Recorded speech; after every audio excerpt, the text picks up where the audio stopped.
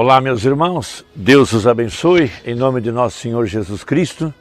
Estamos vivendo através da preciosa palavra de Deus para este dia.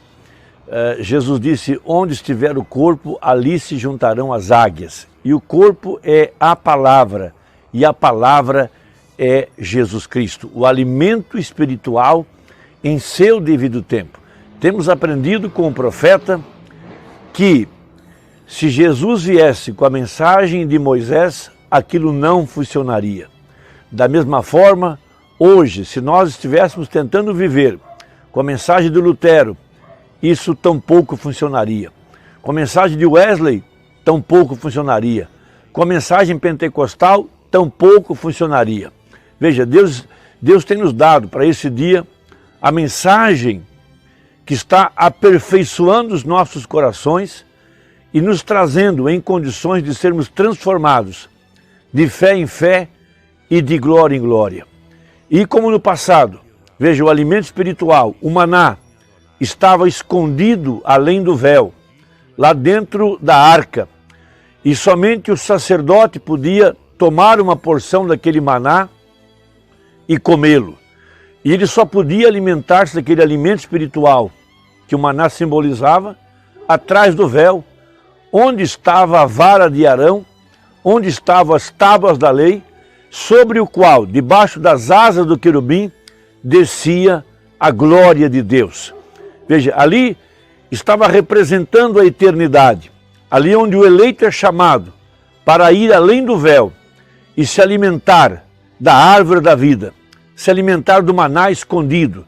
Ali está o poder para nos transformar. Temos passado pelo segundo átrio, onde estavam os castiçais, representando as 7 eras da igreja. Então somos chamados para entrar além do véu, onde está a verdadeira vida eterna. A vida eterna não está num sistema religioso. A vida eterna não está numa organização, não está em teologia, não está em interpretações particulares a respeito da palavra.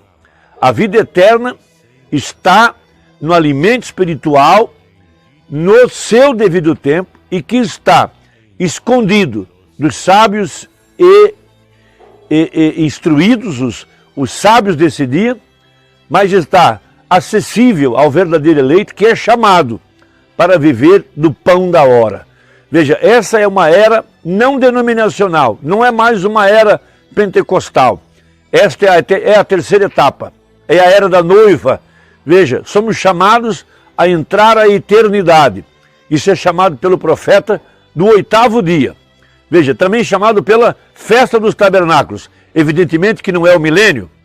O milênio também é chamado de festa dos tabernáculos. Veja, o milênio já é para um povo que venceu, para um povo que foi arrebatado, para um povo que está agora na festa dos tabernáculos. Veja, com os crentes de todas as eras, com Jesus Cristo, Rei e a Rainha. Mas, no estado espiritual, temos atravessado a festa da expiação do dia 10 do mês 7. E estamos agora na festa dos tabernáculos em nossas almas, entrando já à eternidade, sendo transformados de fé em fé e de glória em glória, alimentando-nos com o pão da vida, com a palavra que está além do véu. Veja, Jesus Cristo, mesmo ontem, hoje e eternamente.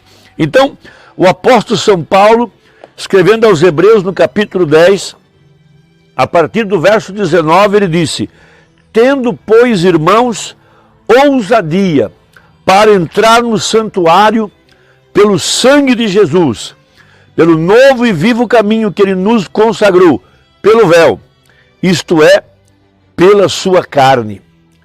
E tendo um grande sacerdote sobre a casa de Deus, esse é Jesus, cheguemos com verdadeiro coração em inteira certeza de fé, tendo os corações purificados, veja, da má consciência e o corpo lavado com água limpa, a lavagem da água pela palavra. Veja, retenhamos firme a confissão da nossa esperança, porque fiel é o que prometeu.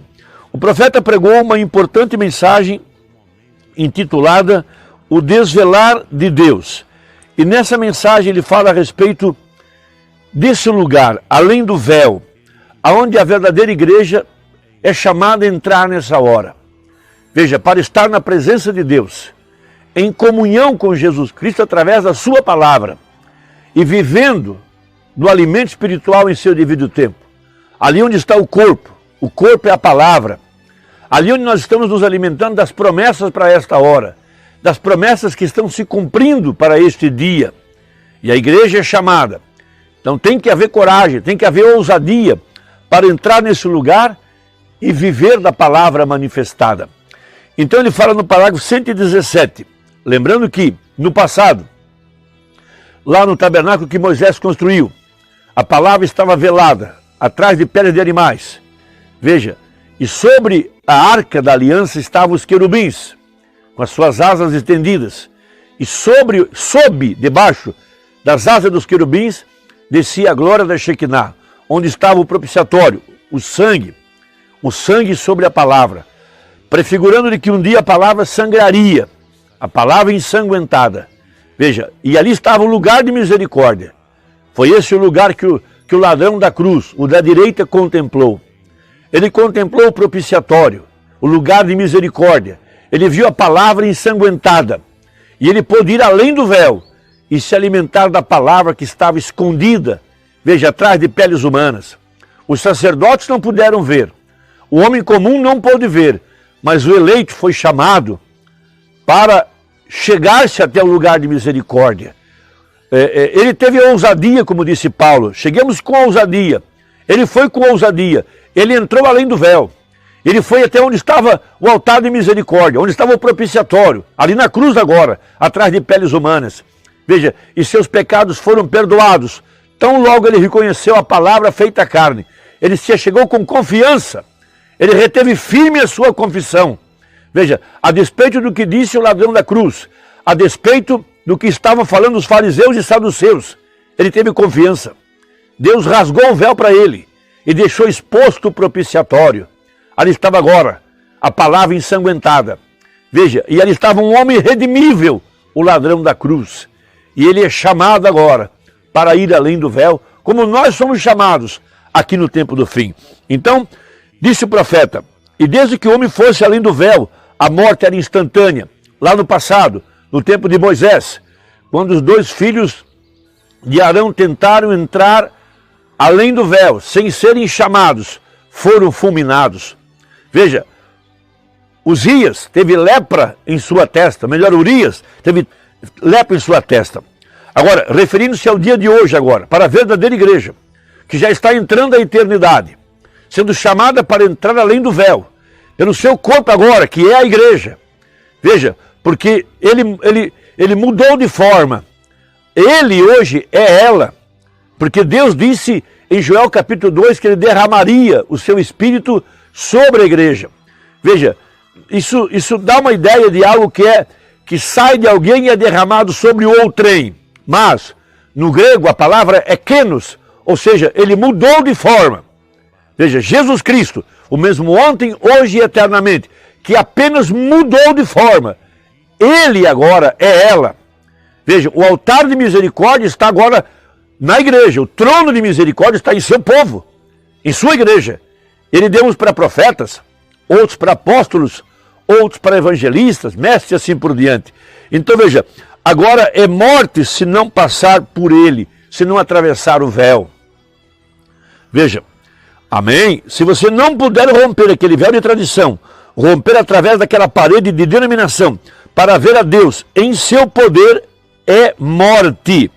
Onde era morte entrar, agora é morte ficar do lado de fora. Veja, todo lugar de misericórdia está às vistas e qualquer pessoa pode vê-lo. O véu está rasgado. Glória a Deus. Todo lugar de misericórdia está às vistas, referindo-se à manifestação do Filho do Homem no tempo do fim, através do seu véu que é a igreja. Então veja, Jesus rompeu o véu de tradições, rompeu essa carne para cada um de nós nesse tempo do fim. Está nos chamando a verdadeira propiciação aqui no tempo do fim. Há um povo eleito e chamado. Veja, todo aquele que vê esse altar de misericórdia, vê a palavra manifestada, tem seus pecados perdoados, a exemplo da mulher do poço, a exemplo do ladrão da cruz. Veja, por que a Virgem Nécia vai para a grande tribulação e ela precisa ser purificada pela morte, veja, dar sua própria vida? Porque ela não pôde reconhecer o propiciatório hoje, não pôde reconhecer a palavra, o véu rasgado, abrindo o altar de misericórdia. Ela não pôde ver isso, seus olhos estavam como que fechados. Veja, 118. Como poderia Deus ter misericórdia de pecadores ímpios como nós, quando escondeu a si mesmo? Veja, era um mistério.